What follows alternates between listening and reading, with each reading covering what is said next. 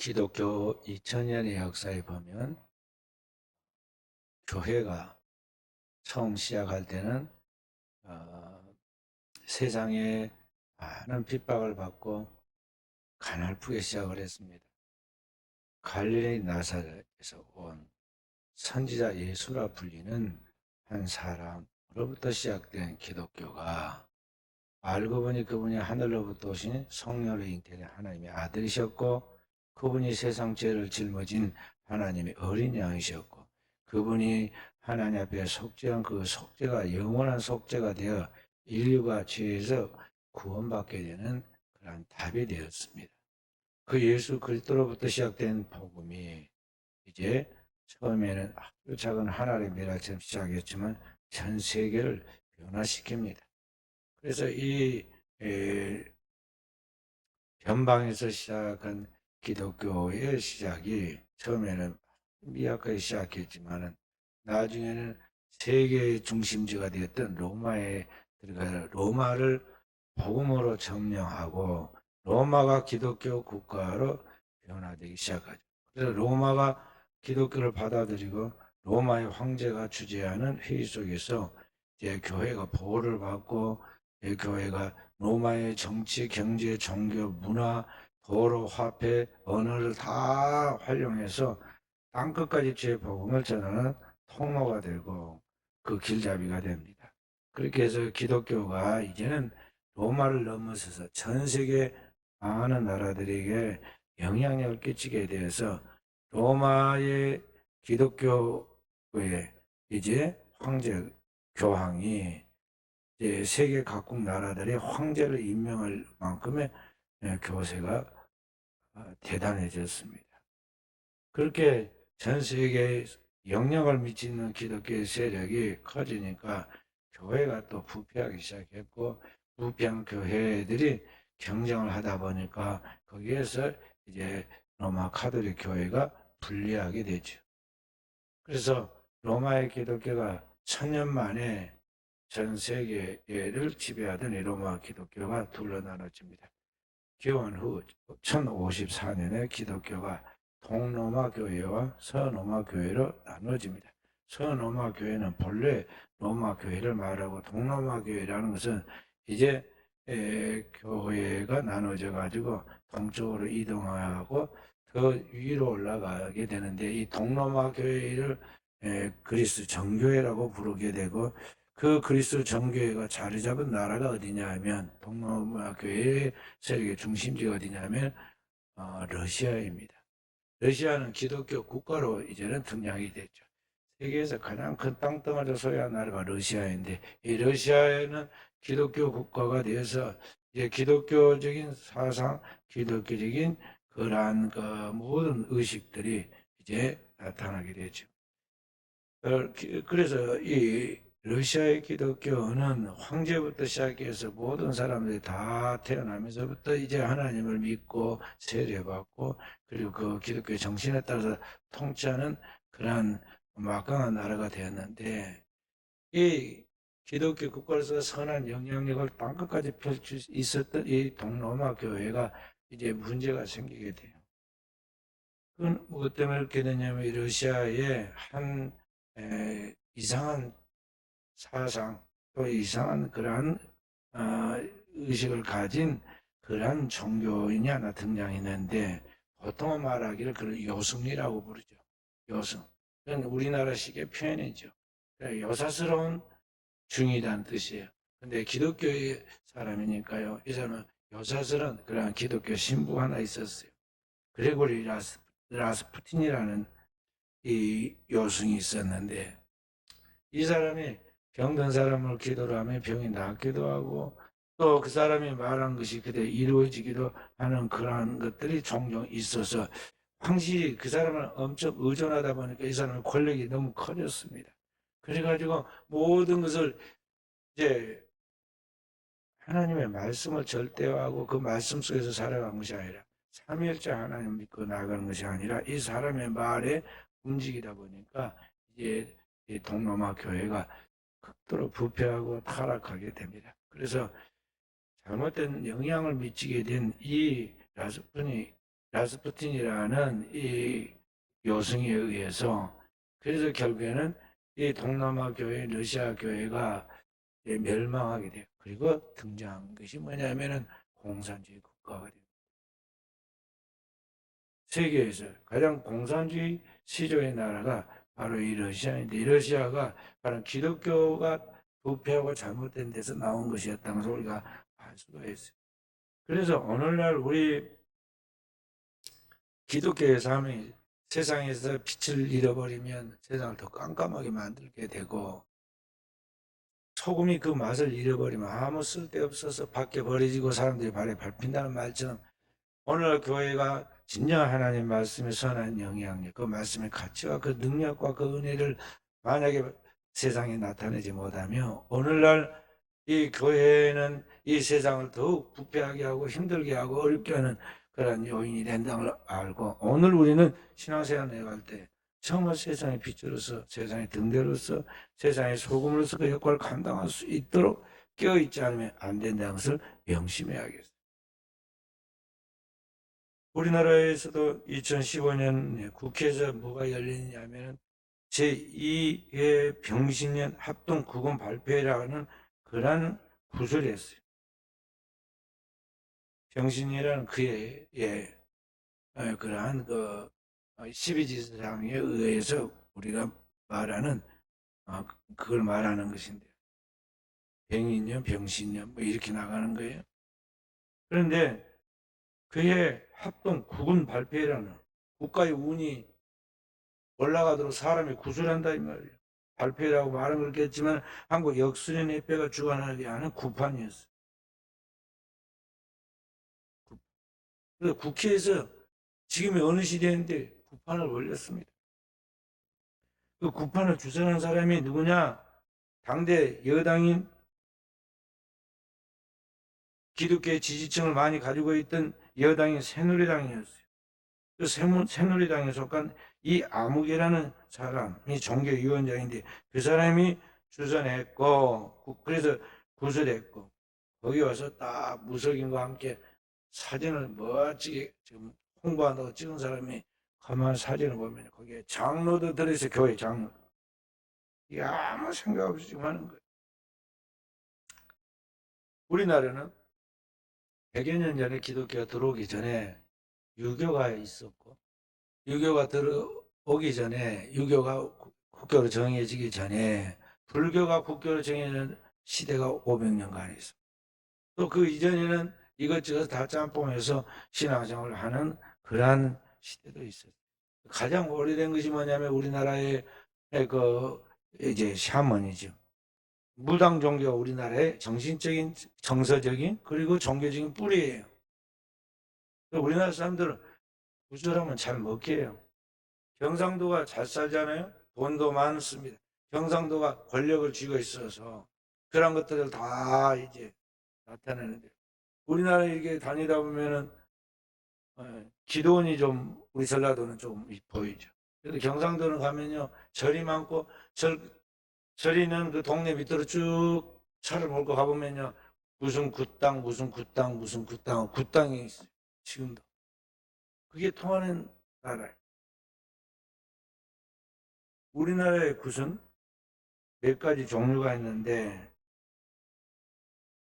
제일 많이 하는 게 살풀이 굿이라는 것이, 그들의 말로 하면은 진오국, 오국굿이라고 그러는데, 죽은 자의 영혼을 극락왕생하게 하는 그러한 기원을 담긴 굿이.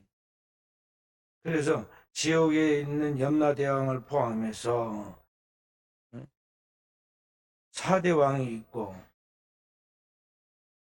또 10대 왕이 있고, 염라대왕을 비해서 이 왕이 10명이 있다는 거예요. 그리고 이 10명의 대왕이 이제 하나씩 지옥을 담당하는 게, 지옥에 10개 지옥의 칸이 있는데 그 지옥의 나라를 다스리는 왕이 10명이 있다는 거예요. 염라대왕과 함께. 그래서 이 죽은 자들이 이 10개 지옥을 한 개씩 돌아다니면서 심판을 10번을 받는다는 거예요. 그러니까 여기 진오국굿이라는 굿은 뭐냐면 죽어 망령이 된 자의 영혼을 이승에서 저승으로 갈 때 이 10대 왕에게 좀 봐주라고 굿을 하는 거예요. 그 진오국굿에서 파생된 굿이 뭐냐면 생오국굿, 재수굿, 용왕굿 그런 굿이 있어요. 재수굿은 말 그대로 재수가 있으라는 거예요. 그래서 살아있을 때 평안과 무병장수와 사업의 번창과 가정의 평안과 자손의 행복을 빌기 위한 굿이에요. 그래서 그때 구슬할 때 보면 제철 과일을 신령하게 바친다는 그런 굿상을 차려놓고 그리고 구슬하죠. 이 제수굿은 우리나라 사람들이 많이 하는 굿인데 그 굿은 명칭에 따라 각각 달라서 천신굿이라고 하고 어디서는 경사굿이라고 하고 어디서는 도신굿이라고 하고 어디서는 성주굿이라고 어느 곳에서는 안택굿이라고 하고 어떤 곳에 신성굿이라고 하고 어떤 데서는 철맞이굿이라고도 불러요. 서울과 경기 지역에 있는 상륙촌 사람들은 이것을 뭐라고 부르냐면 천신굿이라고 불렀어요. 그리고 이 남쪽에 있는 서민들은 똑같은 굿을 부르면서 이 사람들은 그냥 편리하게 제수굿이라고 불러요. 그런데 다 내용은 똑같은 그러한 살풀이 굿이에요.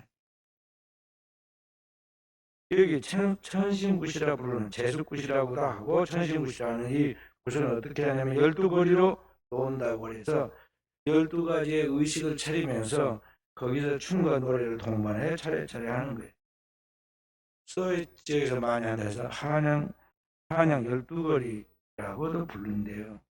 이 구슬하는 무당에 따라 순서가 차이가 있지만 대개 이런 것들이에요. 첫째는 주당물림이라는 게 있고, 둘째는 부정거리라는 게 있고, 세 번째는 가망청배라는, 네 번째는 진적, 다섯 번째는 불사거리, 여섯 번째는 호국거리, 일곱 번째는 말명거리, 여덟 번째는 장군거리, 아홉 번째는 제석거리, 열 번째는 성주거리, 11번째는 장부거리, 12번째는 뒷전. 이런 것들을 그래서 12거리를 이렇게 돌면서 구슬 12번 하는 거예요. 얼마나 많이 했던지 말이에요. 이 사람들이 도사가 되고 그 입으로 전달이 돼서 오늘 민간인들이 다 알고 그 기억해서 놓은 것을 지금 정리해 놓은 말이에요. 우리나라 사람들에서 엄청 구슬에 대해서는 박사님들이에요. 그리고 우리는 걸핏하면 뭐라고 해요? 구단다고 그러잖아요. 구단. 근데 우리나라가 지금이 어느 시대예요? 이런 시대에 국가의 운을 높인다고 국회에서 구술했다 이 말이에요. 역술인이라 말은 역술인이고 이 사람들 전부 다 뭐냐면 무당들이에요. 무당들인데 이 무당들이 모여가지고 이 우리나라의 모든 이 법을 제정하고 관리하고 감독하는 이 국회에서 굿을 아주 걸치게 거기에서 했다는 거예요. 그런데 거기에 기독교인들도 가서 보고 거기 동참을 했더니 그렇게 오늘날 이 땅에 있는 제대로 신앙을 갖지 못한 잘못되어 있는 종교들, 사이비 이단들이 이 세상의 권력과 결탁해서 그 권력에 기생해서 생존하는 것인데요. 결국에는 그게 뭘 하느냐면 몸에 들어오는 이 병균이 우리 몸에 기생하고 들어와 가지고 결국 그 사람 몸을 죽여요. 사자를 무서운 맹수 사자를 죽이는 것은 사자의 몸속에 들어온 이 조그만 벌레가 결국은 그 사자를 죽이듯이 이 잘못되어 있는 이단 사상, 잘못되어 있는 이 이단 사교가 결국에는 나라를 망하게 하고 망치게 한다는 것이죠. 러시아만 망하게 하는 게 아니에요. 오늘날에 그러한 이단들이 판을 치게 되면 결국에 나라가 망하는 거예요. 예를 들어서 우리나라에 박정희 대통령이 통치하던 5.16 후에 군사 쿠데타를 통해서 군사 독재 시절에 그 군사 독재를 마지막에 정리한 것은 더 무서운 권력이 또 총칼로 또 다른 군사혁명을 일으켜가지고 그걸 정리한 게 아니에요. 스스로 망했어요. 어떻게 망했습니까? 그 안에 기생하고 있었던 사교, 때로는 이란 종교, 때로는 저런 종교로 가다가 기독교가 왕성하게 일어나는 걸 보고 기독교를 딱 달라붙어가지고 기독교의 성직자의 명칭이 목사의 명칭을 어디서 가짜로 만들어가지고 붙였던 최태민이라는 사람이 딱 들어와가지고 거기에 권력의 기생에 붙어가지고는 계속 이상한 짓을 많이 했어요. 그게 잘못된 영향을 받았어. 그리고 결국에는 나라가 망한 거예요. 근데 아까 2015년 그때가 어느 때냐면 우리나라에 그 박정희 대통령의 딸인 박근혜 씨가 대통령을 하고 있던 시대에, 근데 그때 또 누가 있었어요?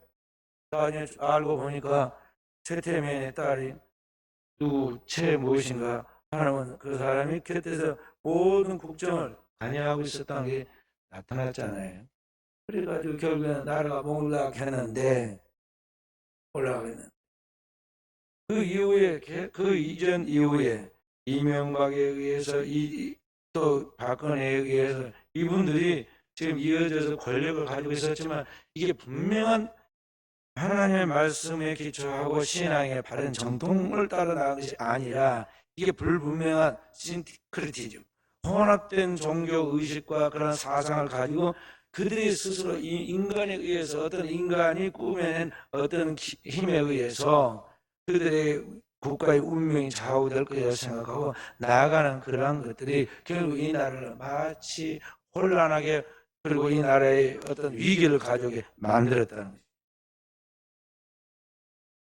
그래서 오늘날 이 땅에 기생하고 있는 사이비 이단 종교들을 차단하고 확실하게 경계하여 나가지 않으면 오늘의 이 시대에 우리가 그와 똑같은 일들을 반복해서 나갈 수 있다는 걸 알고 기독교인들은 책임의식을 갖고 이 땅에 주님의 뜻이 무엇인가에 대한 복음이 무엇인가에 대한 분명한 역할을 해줘야 한다는 것이죠. 그런 의미에서 교회 크리스찬들은 절대 여당이니 야당이니 그런 데 끼어가지고 나아가면 안 돼. 그리스도인들은 다 하늘에 속한 하나님의 백성으로서 하나님의 말씀의 통치를 받고 그 하나님의 말씀의 능력을 따라서 살아가는 사람들이고 그 하나님의 말씀을 세상에 전하는 하나님 보낸 선지자들이고 하나님과 인간 사이의 죄를 사는 제사장들이고 이 땅에 하나님의 통치를 나타내는 왕들이라는 것을 알아야 돼. 그런데 무슨 여당에 속해가지고 때로는 야당에 속해가지고 거기서 이상한 언행을 하는 사람들은 전부 다 이게 지금 잘못되어 있는 이단 사교의 그러한 종류라는 걸 알아야 돼. 명심해야 돼. 그래서 가만히 보면 오늘 기독교는 정신을 못 차리고 있어요. 그래서 조금 자기를 누가 알아준다, 자기 말이 먹힌다, 자기가 좀 인기가 있다면 막 정신없이 이단 사교에 빠져들어가요. 만지지 마요. 그러지 뭐.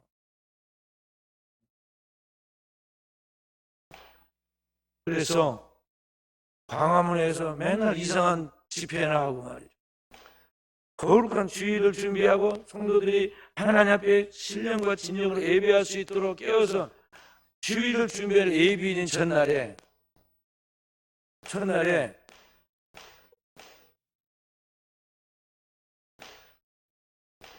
딱딱거리지 않게 하라니까.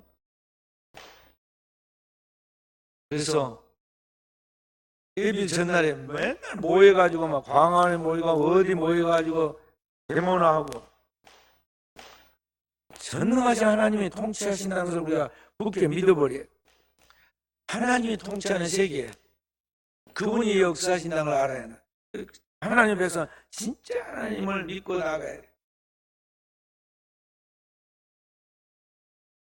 그래서 하나님이 이 역사의 주인이시고 오늘 우리나라를 그분이 통치하시고 인도하는 알고 그리스도인은 정말 내 한 사람을 진심으로 하나님 앞에 기도하면 들으신다, 원하신다, 역사를 믿고 그 하나님 믿고 기도해야지. 그 하나님이 아닌 하나님의 이름을 부르면 하나님이 아무 능력도 없는 것 같이 말이죠. 무슨 뭐 법 하나 바꾸려고 뭐 하나 할 때도 교회 가서 하나님 앞에 기도하고 예배한 것이 아니라 거리에서 뭐 예배한다 구단한다 이거 똑같은 짓을 하고 있다 이 말이죠. 얼마나 가소롭겠어요. 아직 저거 바꾸려면 나 혼자라도 예? 법을 바꿀 수도 있는데 그거 하나 해달라고 하나님께 저렇게 부르짖고 그래 봐야 대도 안 했는데 가소롭다고 그렇게 사람이 생각할 수 있다니까요. 그런데 그런 일을 비일비재하게 걸핏하면 데모를 교회에서 예배하는 것을 이름을 붙여가지고 그렇게 흉내를 낸다면 여호와 이름을 망령되 일컫는 거예요. 은밀한 중에 보시는 하나님이 역사의 중간에 하나님이 그 기도를 들으시고 중심을 보시고 들으시고 영리 있는 그리스도인은 마치 구약의 엘리야가 혼자 갈멜산에서 기도해도 바알과 아스타로스의 우상 숭배자 850명의 왕을 옹이하면서 그 난리를 쳐도 혼자라도 가서 능히 그들을 제압하고 그들이 풀지 못한 숙제들 3년 반 동안 비가 오지 않게도 하고 3년 반 만에 오지 않던 비를 내리게도 하고 마른 하늘에 불을 붙이지 않았는데 하늘에 불이 떨어지게도 하고 그런 살인한 하나님의 말씀을 입증할 수 있다는 것을 그 사람이 바로 오늘의 진실하게 믿는 나라고 생각하고 나갈 정도의 그런 영적인 권위, 확신, 그런 담대함이 있어야지 그게 없어가지고 뭐해라 많이 모일수록 좋다 모여가지고 막 뭐 예배를 든다 구슬하는 듯이 말이죠. 이렇게 하는 것은 꼭 우리 옛날 사람들이 길거리에서 구슬해서 액땜을 하고 해결하듯이 하는 것과 똑같다 이 말이에요. 그리스도인은 우리의 신앙과 삶 속에 성경을 벗어난 오류된 그러한 것들이 자리 잡지 못하도록 정통 신앙에 바로 서 있어야 하고 이란 사교가 기생하여 기독교에 발붙이지 못하게 하고 이 사회 속에 뿌리 내리지 못하도록 그런 역할을 교회가 해야 한다는 것입니다. 그러면 오늘 말씀드릴 것은 그런 이란들을 미리 예방하는 것들은 무엇이냐 하는 것입니다. 이방을 예방하는 몇 가지 지침이에요. 첫째는 모든 답은 성경에 있으므로 성도들은 성경을 체계적으로 배우고 그 성경에 있어서 복음의 핵심에 대하여 대로 철저하게 훈련을 받고 무장을 하라 하는 것입니다. 복음의 핵심, 예수 그리스도의 탄생에서부터 그의 십자가의 구속과 부활, 승천과 재림에 대한 모든 것을 담고 있는 것을 뭐라고 말하냐면 신학적으로 캐리그마라고 그래요. 하나님의 복음의 핵심, 그것을 우리가 제자 훈련을 통해서 잘 훈련하고 그것을 세상 속에 선포하여 세상에 하나님의 말씀에 다스림을 받도록 해야 한다는 것이죠. 디모데후서 3장 16절부터 14절에 보면 모든 성경은 하나님의 감동으로 된 것으로 교훈과 책망과 바르게 함과 의로 교육하게 유익하니 이는 하나님의 사람으로 온전케 하며 모든 선한 일을 행하게 온전케 하려 함이라 그랬어요. 성경은 단순한 그런 역사의 책이거나 사람들이 읽고 재미를 느끼라고 만들어낸 그런 극적인 소설이 아니다는 것이죠. 성경은 하나님의 성령의 영감을 받아가지고 기록된 글인데 그 속에는 하나님 뜻이 무엇인가에 대한 교훈과 하나님 뜻대로 살아야 하는데 살지 못한 것들에 대한 책망과 그 하나님의 말씀 살지 못한 것들에 대한 것들을 어떻게 할 것인가 우리가 고민하고 기도하고 회개할 때 그것을 바르게 만들어주는 바르게 함과 그리고 평상시 우리가 일상생활에서 잘 형통하게 살아갈 때 더욱 잘 되도록 만드는 의로 교육하는 양육에 모든 것을 담고 있다는 것이죠. 그래서 하나님의 말씀 속에서 우리는 하나님의 온전한 사람이 될 수 있어요. 하나님의 온전한 사람. 그리스도 예수를 믿는 것, 그리스도 예수를 아는 것에서 온전한 사람. 그리스도의 장성한 분량에 이런 온전한 사람이 되도록 만드는 게 뭐냐면 성경이다. 모든 크리스찬은 정말 성경을 체계적으로 잘 배워야 돼요. 이단들 봐봐요. 성경에서 자기들이 필요한 자기들의 교리를 짜집기 해가지고 그걸 얼마나 떨떨거리고 암송하고 세뇌했던지 완전히 그 이단들은 자기들의 그 생각과 그들이 배웠던 사상이 세뇌가 되어가지고 제일 나중에 문제가 뭐냐면 그게 잘못된 줄 알았을 때 거기에서 탈퇴해 나오려고 하는데 너무 그게 힘들어요. 왜냐하면 자기가 지금까지 수년 동안 수십 년 동안 정성을 들여가지고 믿고 따랐던 그게 가짜라고 느꼈을 때 거기서 오는 공허감, 배신감, 분노, 허무함 이런 것들이 감당하기 어려운 거예요. 도저히 믿을 수가 없어. 그 진짜로 그렇게 그런 것을 평생을 나 쫓아서 살았다니 생각하니까 자기가 자기를 용서할 수 없는 거예요. 그래서 이단에 빠진 사람들은 그 공허감을 이기지 못해가지고 술 끊었다고 그래도 나중에 보면 도로 술 마시고 담배 끊었다고 그러더니 나중에 또 담배 피우고 도박 끊었다고 그러더니 또 도박하고 그러듯이 결국 이단에 빠진 사람들은요 나왔다가 또 다른 데로 가요. 그래서 이단들의 계보를 보면 거의 흐름이 비슷비슷해요. 교주만 조금씩 바뀔 뿐이지 나중에 보면 새로운 교주가 나왔는데 그 내용 공통점이 똑같아요. 그렇기 때문에 오늘날 교회가 성경에 무지해서는 안 된다는 거죠. 성경은 요한계시록 1장 3절에 이 글을 읽는 자들과 듣는 자들과 그 가운데 있는 걸 지키는 자들이 복이 있다 그랬어요. 하나님 말씀을 꾸준히 읽어야 돼요. 그 하나님 말씀이 그러한 거하고 자기 눈으로 입술로 소리내서 읽어야 돼요. 그리고 그 하나님 말씀을 들어야 돼요. 수십 년 동안 수백 번 성경을 읽고 그걸 묵상하고 그에 대해 책임있는 훈련을 받은 주의 종들을 통해서 성경을 배워야 돼요. 그리고 그 말씀은 자기의 살대가 피가 되도록 자기 삶 속에 적용해 지키는 자가 될 때 그 사람은 진정한 성경의 사람이 되고 언제나 하나님의 사람이 되어서 복을 받게 된다. 그러면 그래서 오늘 우리는 성경에 모든 그리스도인들은요 박사가 돼야 돼요. 어떤 때 보면요 성경이 저기 차에 안에 들어있고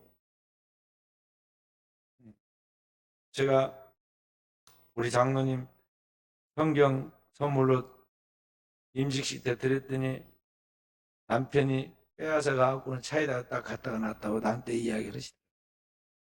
차에서 한 번이라도 보면 감사하죠. 되게 크리스찬들 차에는 책, 성경이 들어있어. 안 믿는 사람들 차에는 거기에 뭐 부적이나 뭐가 들어있어. 그런 식으로 부적 놨다든지 성경 놨더라고 그게 아니에요. 성경을 읽어야 돼. 읽어야. 읽는 자 듣는 자 가운데 지킨 자 복이 있어. 이 눈이 볼 수 있을 때 성경 보는 얼마나 복이에요. 이 눈이 이제 조금 있으면 뭐가 와요? 노안이 생기고 여기 뭐 동내장이 오고 또 뭐라고 그래요? 백내장이 와갖고는 글씨를 못 봐. 30분도 못 봐가지고 이제 막 눈이 아프고 눈물이 흐르고 이제는 글이 흐려가지고 글을 볼 수 없는 때 곧 와. 곧. 성경 읽어야 돼. 그리고 성경 말씀을 들을 수 있을 때 부지런히 말씀을 들어야 돼. 오늘 예배 시간 다 끝나갈 무렵에 우리 교회 젊은 성도가 들어왔어요. 아는 것보다 100배 낫고 마당만 밟아도 복이니까 교회들은 감사하죠. 제가 그래서 다 끝나고 가서 그랬습니다. 앞으로 예배 1시간 전에 와라. 그렇지 않아도 조금 있으면 우리 누구 주일학교 보내야 하니까 9시면 꼭 교회를 보내야 한다. 그러니까 빨리 교회 1시간 전에 와라 그랬습니다. 그래도 싫어하지 않고 그걸 기쁘게 받아들이니까 감사한데요. 훈련을 부지런히 해서 이 말씀을 사모해야 돼요. 꿀송이처럼 성경은 그렇게 하나님의 말씀을 사모해라고 그래요. 자, 그래서 하나님 말씀에 딱 정통해 있는 그 사람이 오늘날 사람들에게 두 번째로 해줘야 할 게 뭐냐? 인간의 살아가는 소망에 대한 이유를 묻는 자에게 대답할 것을 항상 준비해라 그랬어요. 세상에 살아가는 사람들은요, 인생에 살아가는 그런 소망에 대하여, 살아가는 일들에 대하여 많은 두려움이 있어요. 불안이 있어요. 무엇이 답인지 알지 못해서 너무 괴로워하고 있어요. 바로 그들에게 누군가 답을 줘야 하는데 이 세상에 사기꾼들 답을 주거나 잘못된 답을 찾아서 되겠어요? 과대망상증에 걸리고 피해의식에 사로잡힌 이 젊은이들이 현실과 가상을 구분하지 못해가지고 이게 잘못된 착각을 하잖아요. 그래가지고는 갑자기 어디로 튀어나가지고 칼 들고 와서 사람을 죽이고, 그게 장난으로 그랬겠어요? 자기 거는 심각한 상태라 지금 살아보겠다고, 자기를 보호하겠다고 지금 그런 사고를 저질렀는데, 그게 진짜 자기 인생을 망치고 가정을 위태하게 만들고 말잖아요. 이런 일이 여기저기서 막 벌어지고 있어요. 우리 한국 사회의 문제인데, 바로 그 인생의 불안한 삶을 살아가는 사람들이 답을 찾지 못해 그런다는 걸 알고, 그 영혼에 참된 안식을 줄 수 있는 인간의 소망이 된 이유를 사람들이 분명하게 답을 줄 수 있도록 오늘 우리가 해야 한다는 것이죠. 사람들이 말하기를 그리스도를 믿는 소망의 이유가 무엇이냐 묻는 자들에게 내가 온유와 두려움으로 대답할까 항상 예비해 놓고 그렇게 있으라고 그랬어요. 모든 그리스도인은 자기 또래 또는 자기와 가까이 있는 공동체에 항상 분명한 신앙적 답을 가지고서 그들에게 해결을 해줘야 돼요. 답을 가지고 살아가는 것은 자기에게 자기 스스로 해야 할 일이지만 그 일에 분명 빛을 비춰주고 그러한 것들에 힌트를 줄 수 있는 것은 크리스찬이 해야 한다는 걸 알아야겠어요. 기독교는 지성적이고 윤리적이고 영적인 종교예요. 그렇기 때문에 이 생이 힘들게 살아가는 사람들에게 왜 세상을 살아야 하는지의 삶에 대한 이유와 그 답을 찾고 있는 그들에게 하나님 말씀 속에서 그들이 이해할 수 있는 언어로 그들의 수준에 맞춰서 분명한 답을 주도록 깨어 있어야 한다는 것이죠.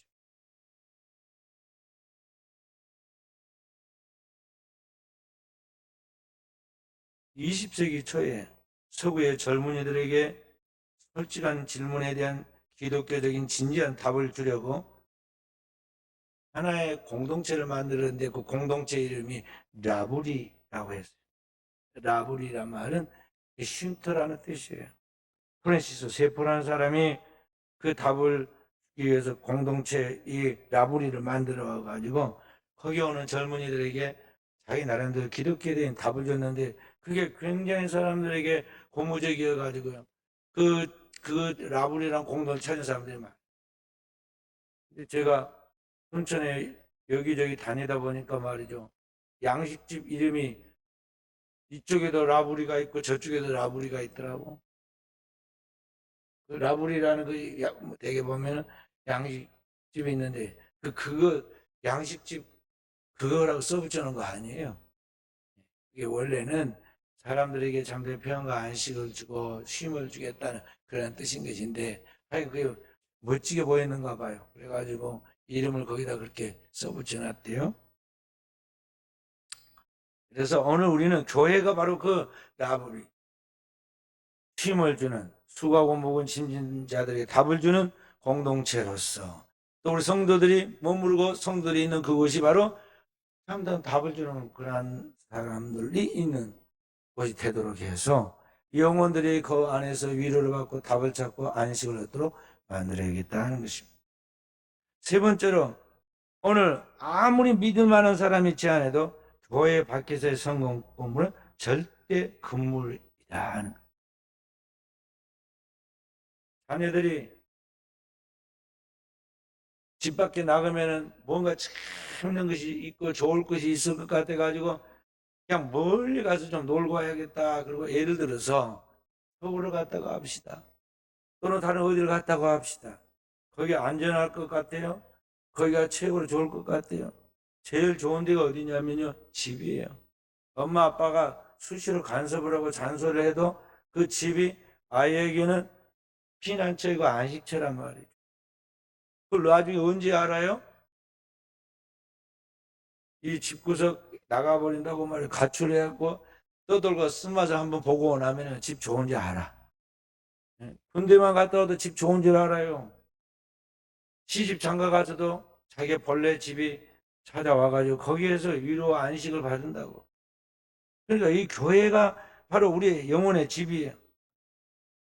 오늘 이 교회에서 하나님 말씀을 철저하게 하나하나 배워서 그 하나님 말씀 속에서 답을 찾고 인생의 길을 찾아야지, 교회를 벗어나서 다른 데서 뭘 찾으려고 하면 안 된다는 거예요. 우리 순천에 한참 무료 성경 신학교 또는 무료 성경 학원 뭐 이런 것이 곳곳에 붙어 있었어. 제자들이 저한테 물었어요. 신학을 공부하고 목사가 된 제자들이 있었는데, 목사님, 무료 성서 신학원이 뭡니까?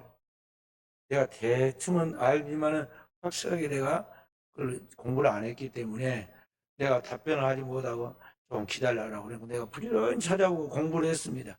알고 보니까 신천지에서 지금 사람들에게 무료 성서 신학원, 무료 성경 공부학원 뭐 이런 식으로 해가지고 사람들을 포섭해가지고 포교 활동을 하고 있는 장소였어요. 무료가 어디 있어요? 거미줄에다가 거미가 딱 줄을 쳐놓고는 잠자리가 됐든 풍뎅이가 됐든 뭐든지 날아온 거 다 거기다 잡아가지고 먹듯이 말이죠. 이게 그 이단들이 포섭하고 어리숙한 사람들을 포교해가지고 그들을 낚아채는 그런 그물망 같은 것이 아니었어요. 성경을 교회에서 정통으로 배워야 돼요. 목사는 교회에서 성도들 꾸준히 가르칠 책임이 있어요. 초등학생에 맞게, 중학생에 맞게, 고등학생에 맞게 가르치듯이 영적 수준에 맞춰서 그들에게 하나님의 말씀을 잘 전수해주고 가르쳐줘야 책임이 있다는 거죠. 이단의 물을 한 번이라도 먹은 사람은 자기도 모르게 은연중에 그 영혼에 이단 사상이 들어가 있기 때문에 말씀을 의심하게 되고 교회를 불신하게 되고 목회자에 대해서 비판하게 되고 있어요. 그리고 하나님께 드리는 헌금을 아주 귀하게 심은 대로 100배로 거두고 자손만대 복받는 그러한 축복의 자료라는 걸 모르고 그것을 그들의 탐욕과 그들의 그 인색함의 심리를 이용해 가지고 비판하다가 결국에 가서 망하는 것을 볼 수가 있어요. 이렇게 이단에 물들어 있는 사람은 자기도 모르게 이단에 빠져서 몇 번이라도 가거나 교육을 받았던 사람들이 종종 있습니다. 그런 사람들은 교회에 남아있어도 어느 순간인가 교회가 어려움에 처하게 되면 결정적인 순간에 교회를 해치게 되고 분열시키는 그런 주동자로 활동하면서 교회가 마치 악마의 집단처럼 그렇게 변하게 만드는 걸 볼 수가 있어요. 그래서 시험 든 교회들은 되게 그런 이단 사상에 물든 사람들이 들어있어가지고 불안을 일으킵니다. 거기 안에 들어가 있으면 완전 그게 이제 마귀의 집단이 되는 거예요. 그래서 오늘 우리 교회에 우리가 그러한 일을 예방하기 위해서는 네 번째로 하나님 중심, 성경 중심, 교회 중심, 목회자 중심, 가정 중심으로 나가야 한다는 것을 알아야 돼요. 한번 따라합니다. 하나님 중심, 성경 중심, 교회 중심, 목회자 중심, 가정 중심. 이단들은 다 여기서 항상 벗어나야 돼.